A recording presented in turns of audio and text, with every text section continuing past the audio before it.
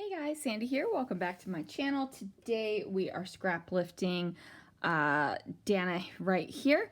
And I, of course, went and picked out a layout that she used stacked washi on.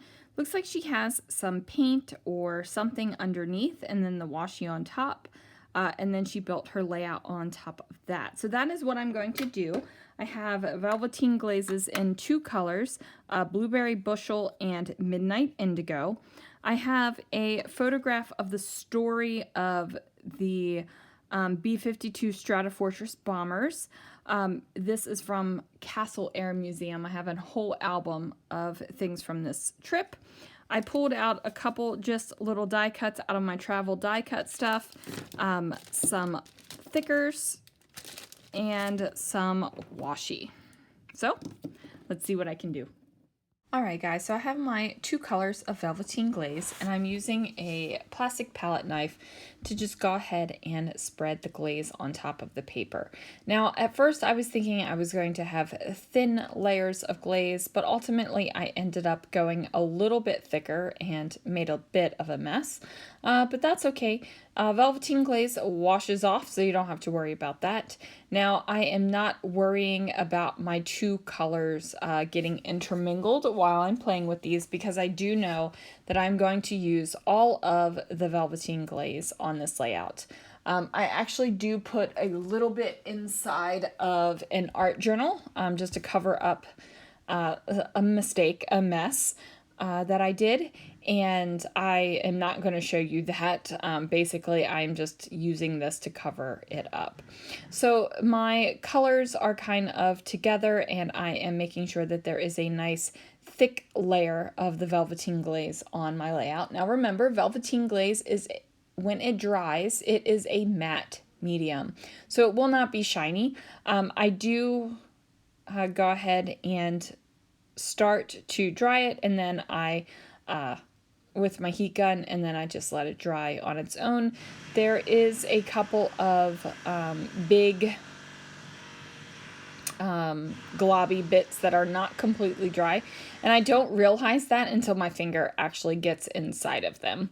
Now, if you're hearing anything in the background, please know that my husband and son are out in the garage working on my son's car. He is home on leave right now, you guys.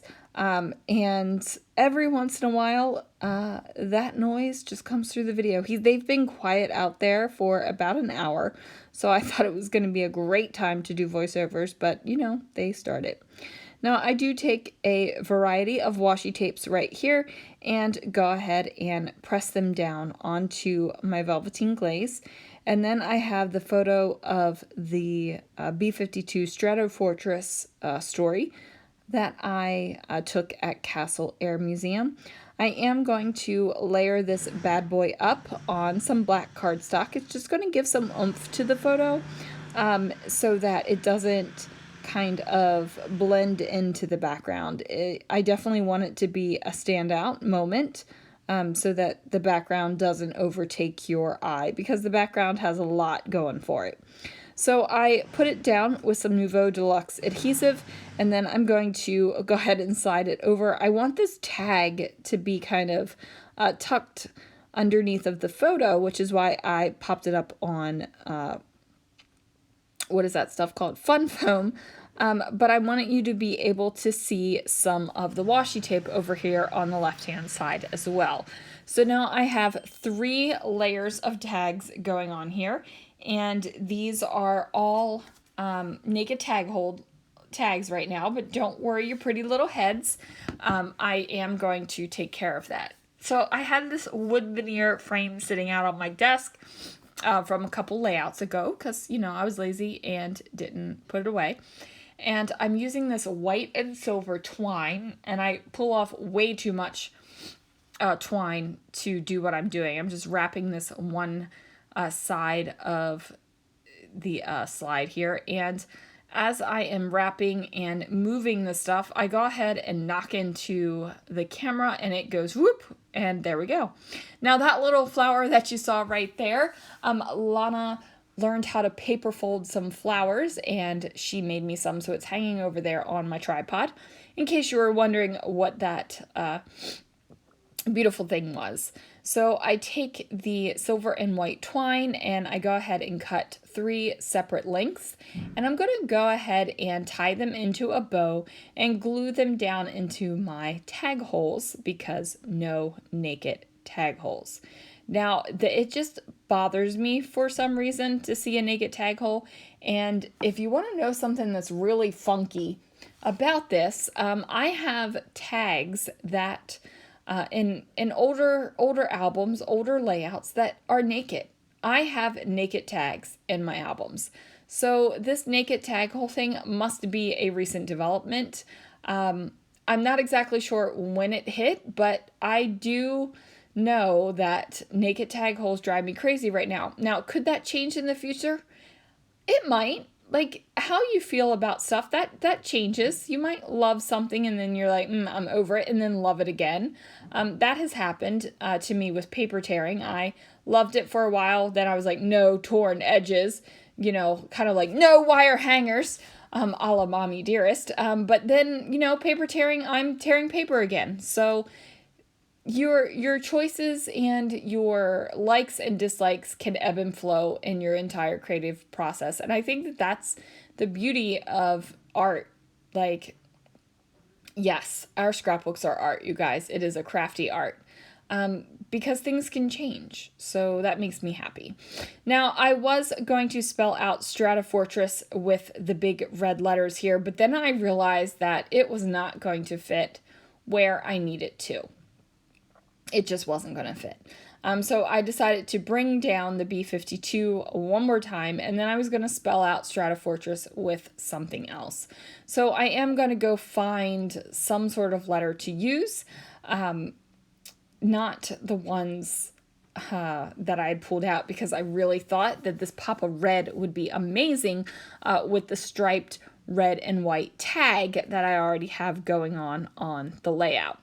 So now I am digging through my letter stickers, and I find these ones from Kaisercraft, and they are a black and white tile. They are a very thin sticker, but I do spell out Stratofortress, and I'm just making sure to kind of have it over top of my glaze and my washi tape here. Now, I was thinking about putting something between the B and the 52, but ultimately I just left it the way it was. Now, I am going to call this layout done here very shortly, you guys. Like, I feel like the mixed media background, the washi tape, and all this, like, this is a lot on this layout. And I am a more is more kind of girl most of the time. But I just feel like I'm getting to a level of muchness on this layout that will surpass any other layout in the Castle Air Museum album. So I don't want to keep going so much that it's going to be this one very jarring whoa kind of layout in the album, especially because it's a story, like it's a picture of a story. So I don't really know. So the ice cream man's here, and I'm doing a voiceover, and I gotta go. Well, guys, I am back to finish my voiceover, and the ice cream was delicious. So thank you, Mr. Softy, for a delicious twisty cone with rainbow sprinkles. And if you don't know what rainbow sprinkles are, it's just what we call rainbow sprinkles, because there was a typo when we went to Pier 39 in San Francisco. It didn't say rainbow sprinkles, it said rainbow sprinkles, and so ever since then we have always said rainbow sprinkles. Now I am going to go ahead and add a few more pops of red on this layout with the enamel dots, and then after that, that's going to do it for this layout, guys. And so glad that you could come along and talk about the ice cream man, because that's always a fun time. And now they're working on the car. Okay, time to say goodbye, guys. Thanks so much for joining me. Thanks for putting up with all the interruptions today. And I will see you guys again real soon for another video.